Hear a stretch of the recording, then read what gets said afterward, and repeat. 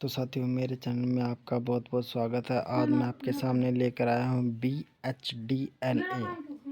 D L A का जो पहला जो चैप्टर है उसको हम स्टार्ट करते हैं। तो पहला चैप्टर आप देख सकते हो, हिंदी की लिपि और वर्तनी का परिचय। ठीक है, तो इसमें आप देख सकते हो क्या क्या है। उद्देश्य, प्रस्तावना, भाषा, लिपि, लिपि के फायदे, लेखन की विधि, देवनागरी लिपि, वर्णों का मानक रूप, लेखन की कठिनाइयाँ, वर्तनी, वर्तनी के कुछ नियम, हिंदी लिपि और वर्तनी का मानकीकरण, सारांश और कुछ उपयोगी पुस्तकें। ठीक है, तो ये इसमें उद्देश्य दिया हुआ है। तो हम स्टार्ट करते हैं प्रस्तावना से।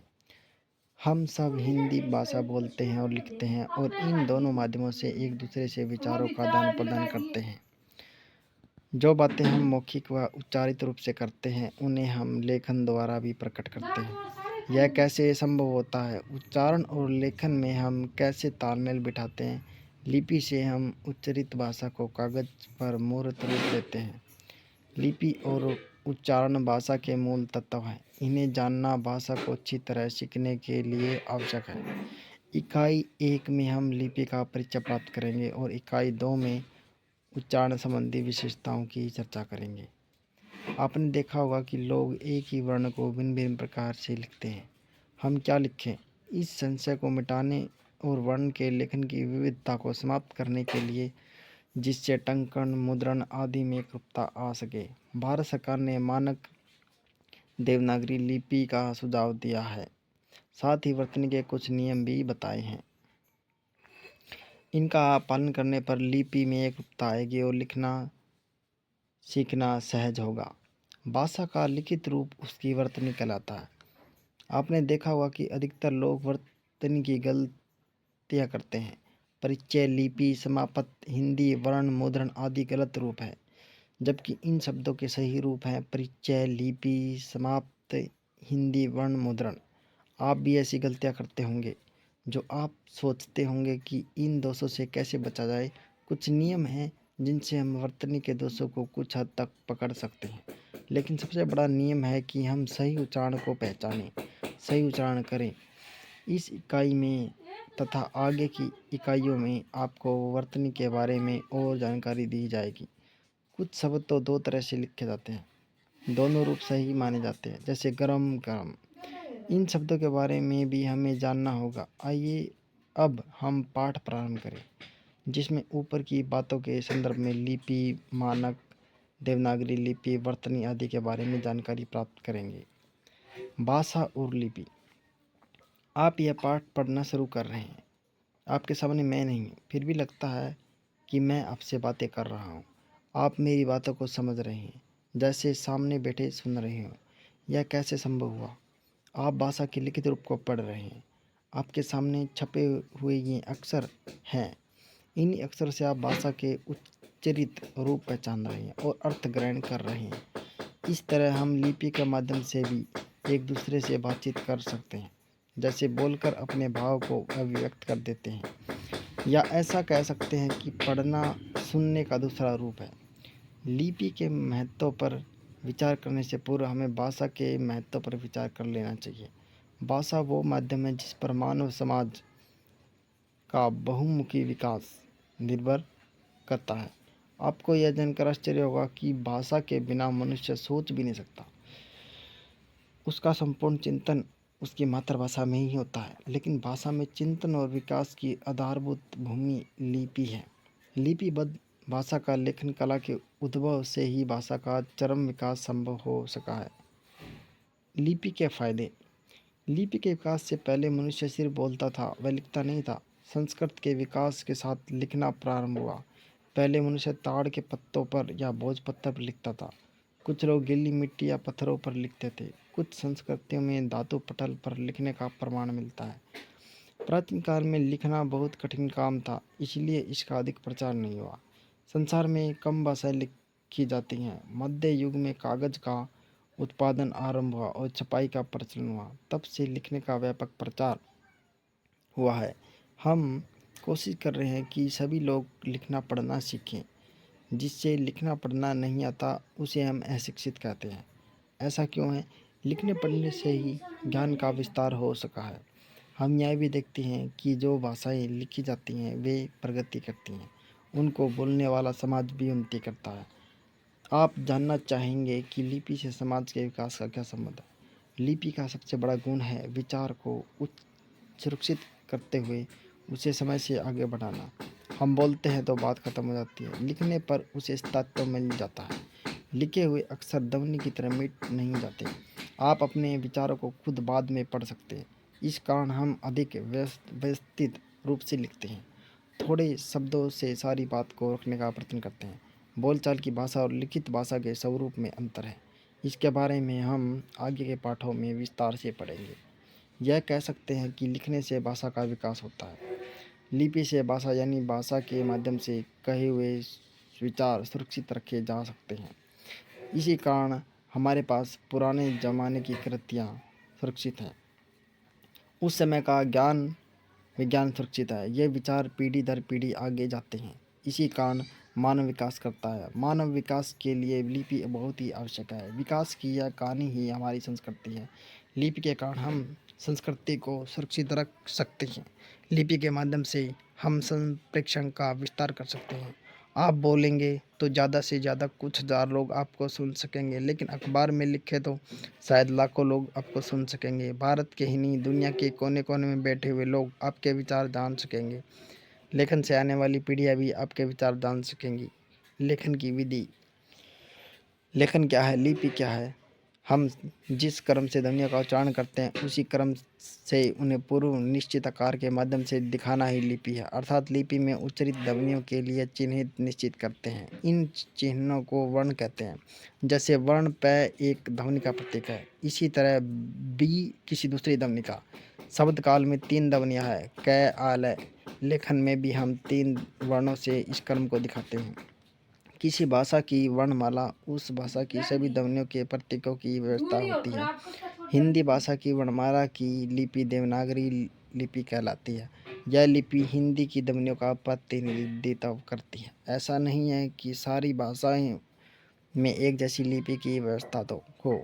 देवनागरी लिपि बाईं ओर से दाईं ओर लिखी जाती है। अरबी की लिपि में लेखन दाएं से बाएं चलता है। जापानी भाषा में वर्ण ऊपर से नीचे की ओर लिखे जाते हैं। चीनी भाषा में ध्वनियों के अलग संकेत नहीं होते, बल्कि पूरा शब्द एक तस्वीर की तरह होता है। इसी कारण चीनी लिपि को चित्र लिपि कहते हैं। इन भिन्नताओं के बावजूद हम कह सकते हैं कि लिपि रेखाओं और आकारों के माध्यम से उच्चरित भाषा का संकेत करती है। देवनागरी लिपि का पूर्ण परिचय प्राप्त करने से पूर्व आपके लिए रोमन लिपि के लेखन से उसकी तुलना उपयोगी हो सकती है। आप में से अधिकांशतः रोमन लिपि से परिचित होंगे। देवनागरी लिपि में प्राय शब्दों के आदि और अंत को छोड़कर व्यंजन के साथ स्वर के स्थान पर मात्रा का प्रयोग होता है, जबकि रोमन में सर्वत्र शब्दों में व्यंजन और स्वर का प्रयोग अनिवार्य है। कामता प्रसाद। देवनागरी का यह शब्द क आ मैं त आ पै रै श आ द ए वर्णमाला की 11 ध्वनियों से निर्मित है, लेकिन व्यंजनों के साथ मात्राओं के उपयोग से यह शब्द अत्यंत संक्षिप्त हो गया है। जबकि वर्णमाला में 11 ध्वनियों का प्रयोग करने के कारण शब्द बड़ा हो गया है, जो अधिक शतान गिरता है। इसलिए देवनागरी लिपि हिंदी के अधिक सुगम, संक्षिप्त और वैज्ञानिक लिपि है। आपने अभी लिपि की उत्पत्ति और उसके महत्व के बारे में जाना। अब नीचे दिए गए प्रश्नों का उत्तर देने की कोशिश कीजिए।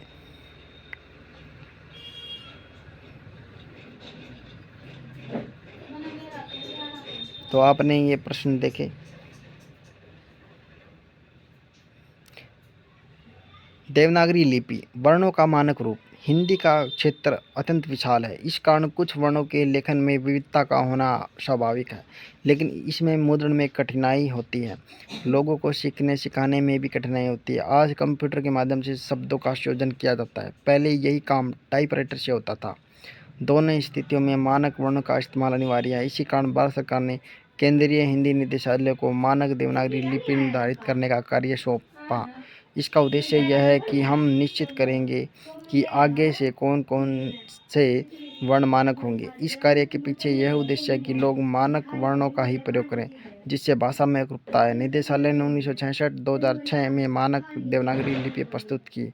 आगे हम इस मानक लिपि का परिचय प्राप्त करेंगे। यहाँ मानक देवनागरी वर्णमालाएं हैं: ए, आ, ई, उ, री, ए, ओ।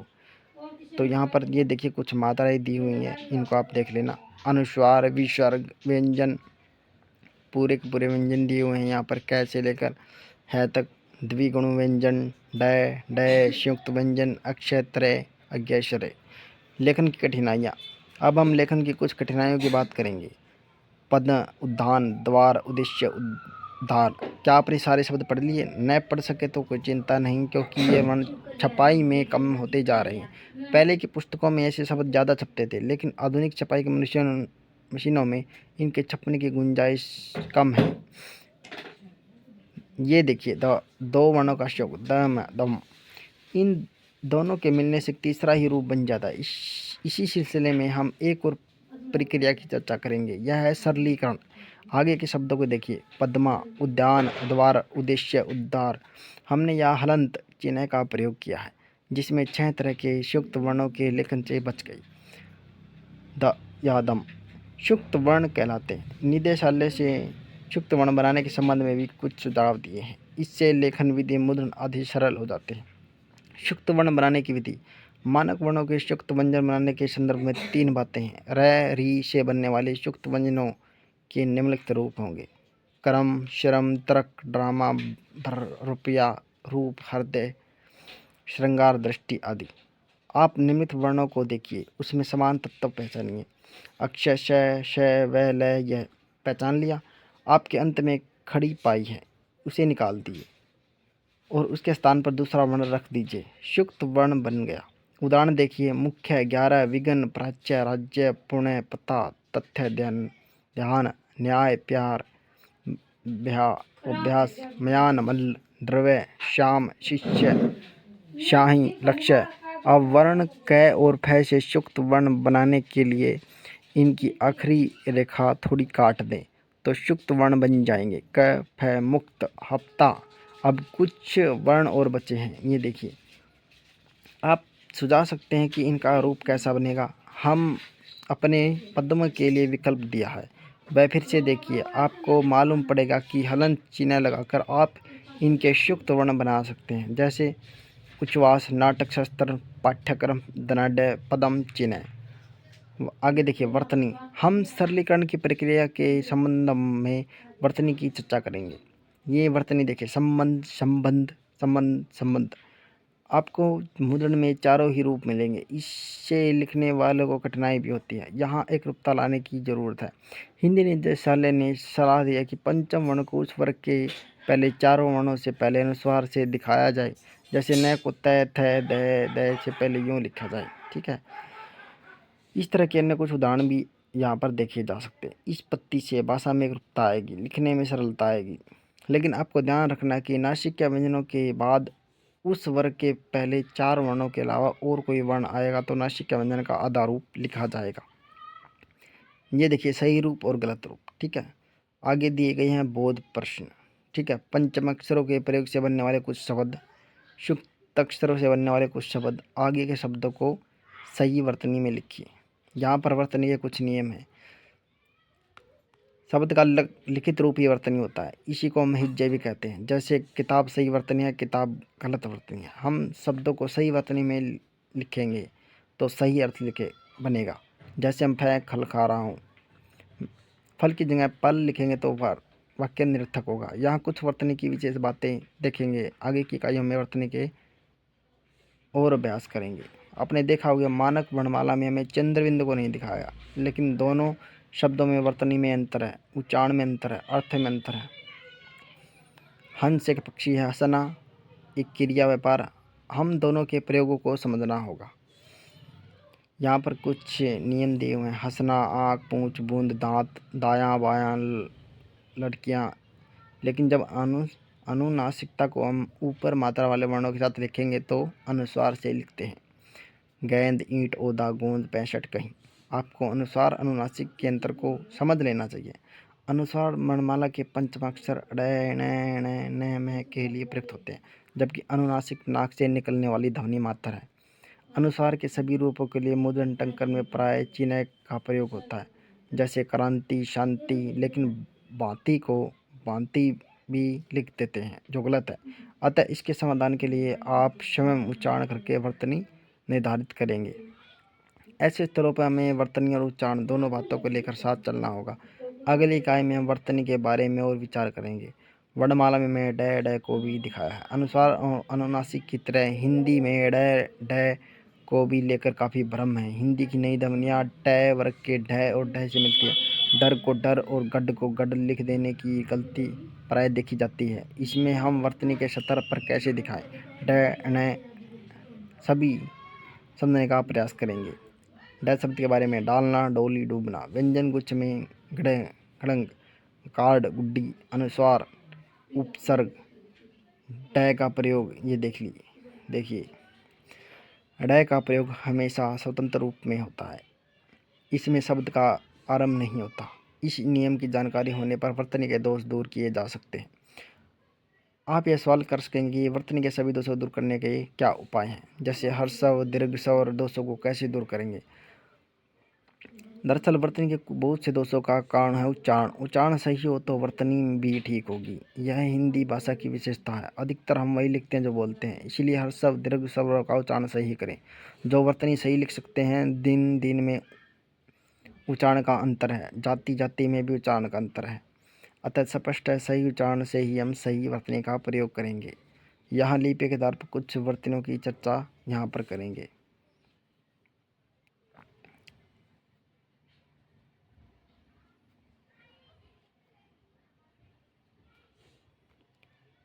यहाँ पर हमने अन्य स्रोतों से आए शब्दों की चर्चा की। हिंदी के अपने शब्दों में भी शब्द निर्माण के आधार पर कुछ नियम बनाए हैं, जैसे उल्टना, जैसे उल्टा बना, उल्टा लिखना गलत है। इसी तरह भरना से भर्ती, इसलिए भर्ती उचित नहीं है।